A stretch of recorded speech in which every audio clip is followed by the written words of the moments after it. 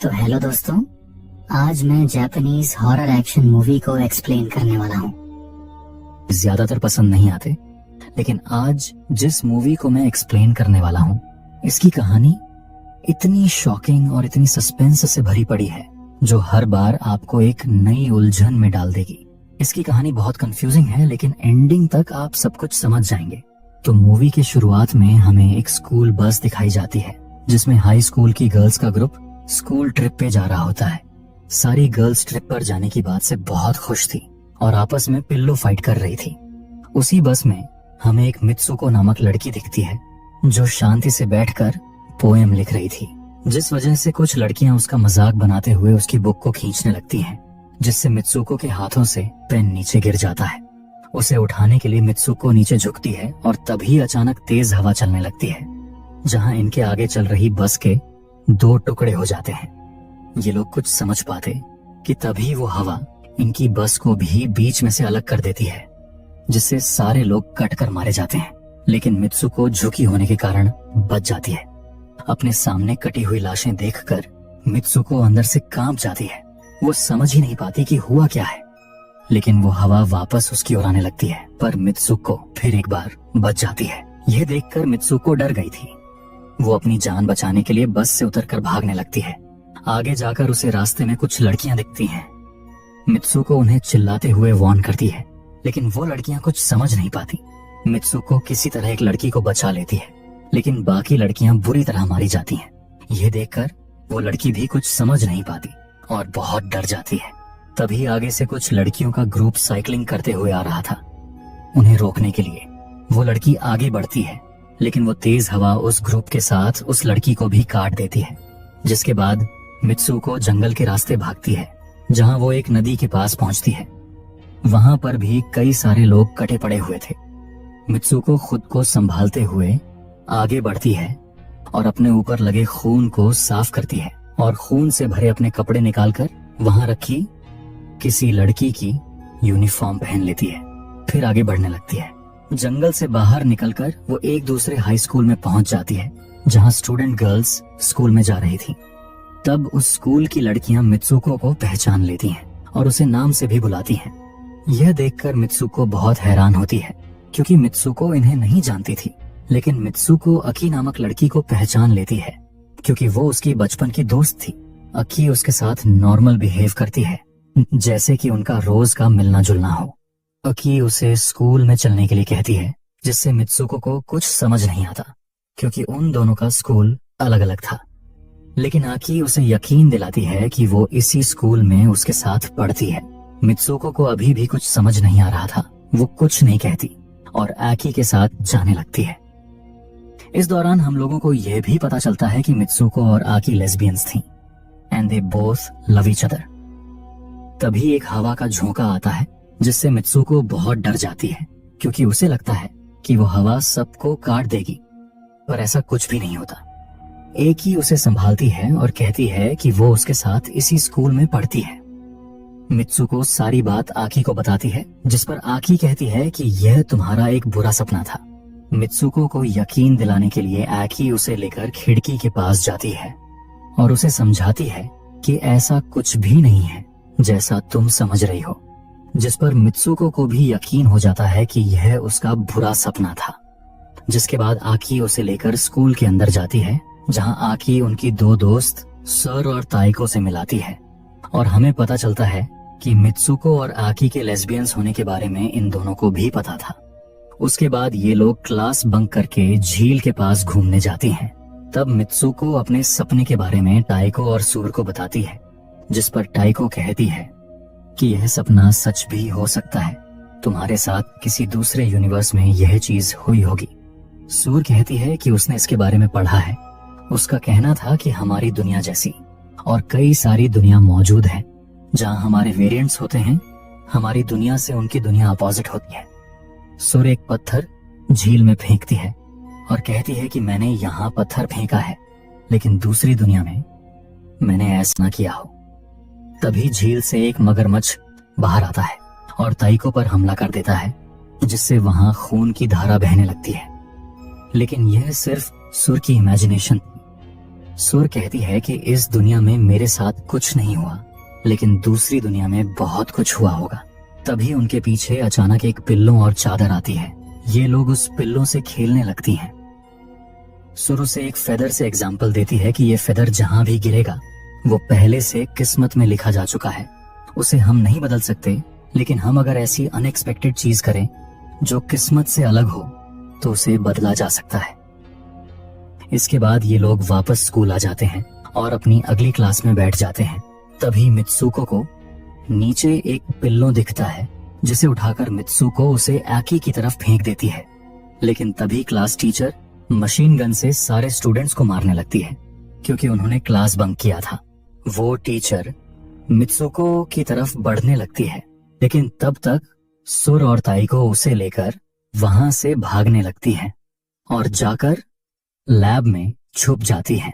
लेकिन वहां दूसरी टीचर गन लेकर आती है, जिसे रोकने के लिए ताइको आगे बढ़ती है, लेकिन टीचर उसे भी बेरहमी से मार देती है।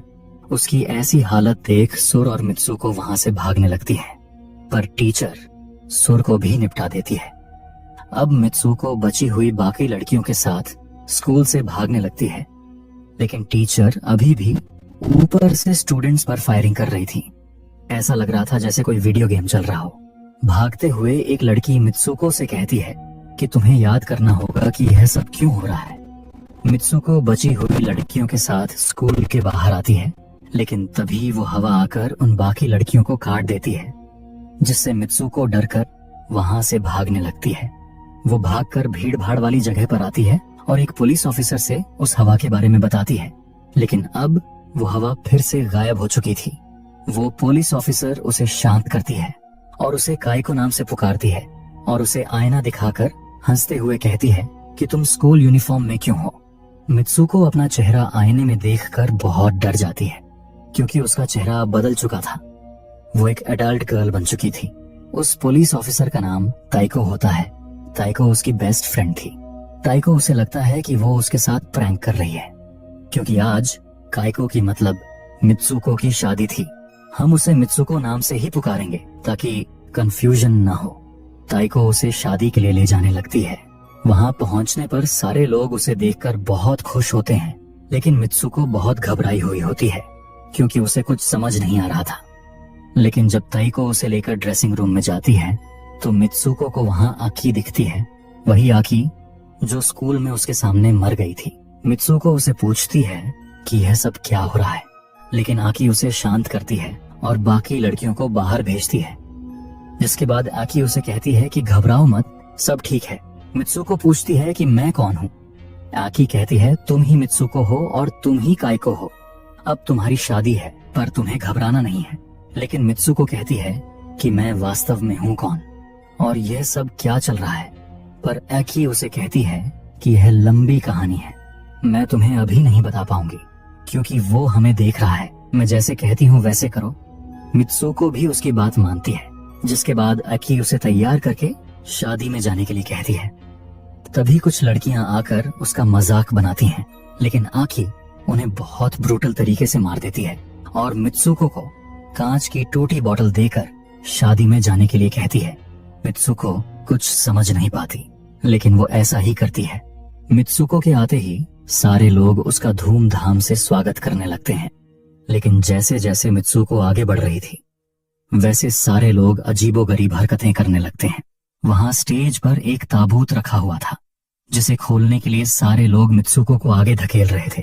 लेकिन जब मित्सुको उस ताबूत को खोलती है तो उसमें से एक सुअर के शक्ल का बदसूरत आदमी निकलता है, जिसे देखकर मित्सुको बहुत डर जाती है और उस कांच की बोतल से उस पर वार करती है।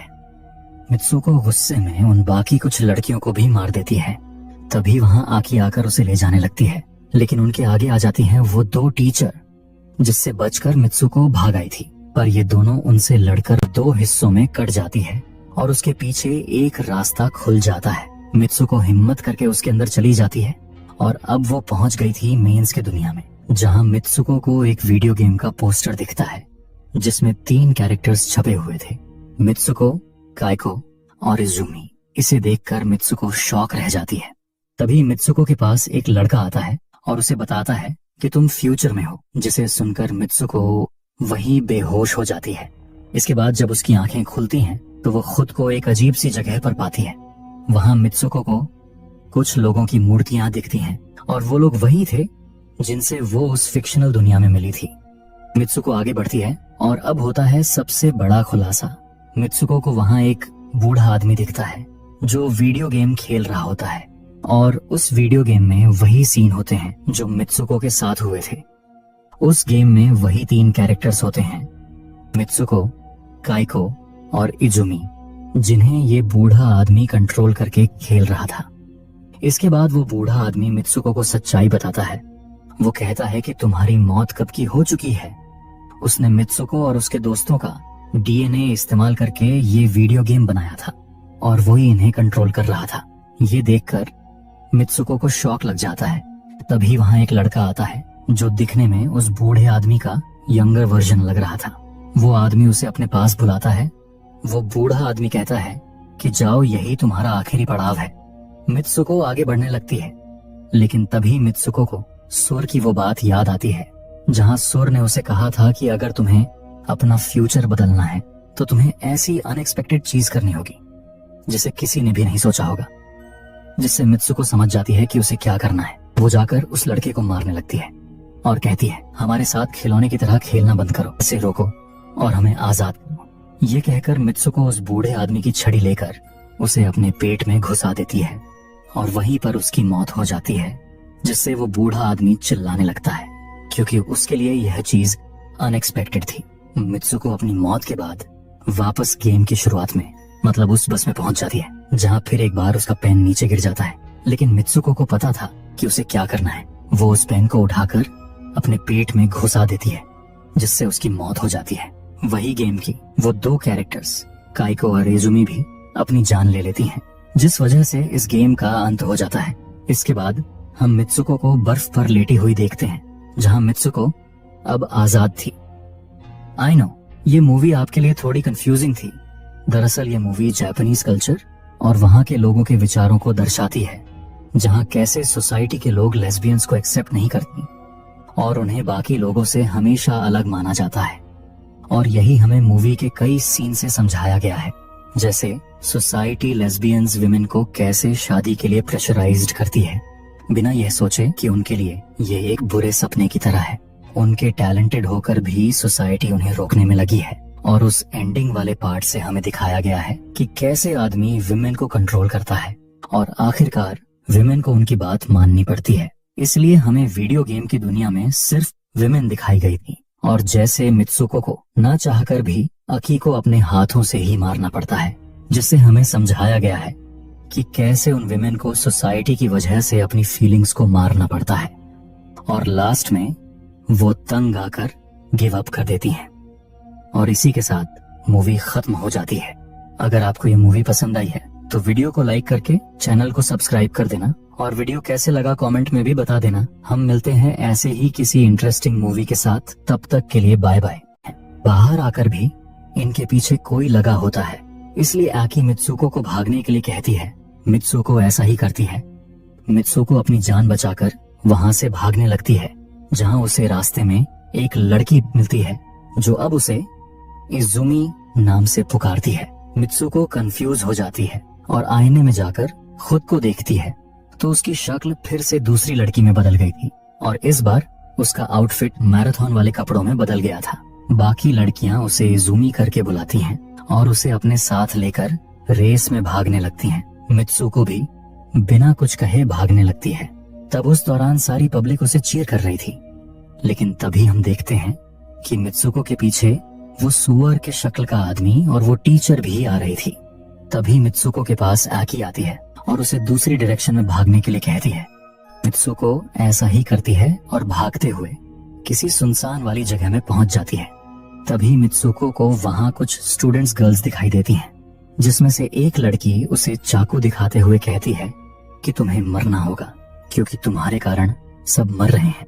वो मित्सुको को बार बार कुछ याद करने के लिए कह रही थी, लेकिन जब तक वो मित्सुको को मार पाती कि तभी आकी आकर उसे बचा लेती है और उसे लेकर उन लड़कियों से दूर जाती है। इसके बाद आकी मित्सुको से अपना नाम जोर जोर से पुकारने को कहती है। मित्सुको ऐसा ही करती है और वो अचानक अपने असली रूप में आ जाती है। फिर अकी अपना हाथ आगे करती है और हाथ पर लगी वायर्स को उसे खींचने के लिए कहती है, लेकिन मित्सुको बहुत पैनिक हो रही थी। तब आकी उसे बताती है कि दरअसल हम एक फिक्शनल वर्ल्ड में हैं। किसी ने हमें इस वर्ल्ड में कैद कर दिया है और इसे सिर्फ तुम रोक सकती हो, क्योंकि तुम इसकी मेन कैरेक्टर हो। तुम ही सबको आजाद कर सकती हो, इसीलिए तुम्हें ये वायर्स खींचनी पड़ेगी। अकी के बार बार कहने पर मित्सुको डरते हुए वायर्स को खींच देती है। वायर्स को खींचते ही अकी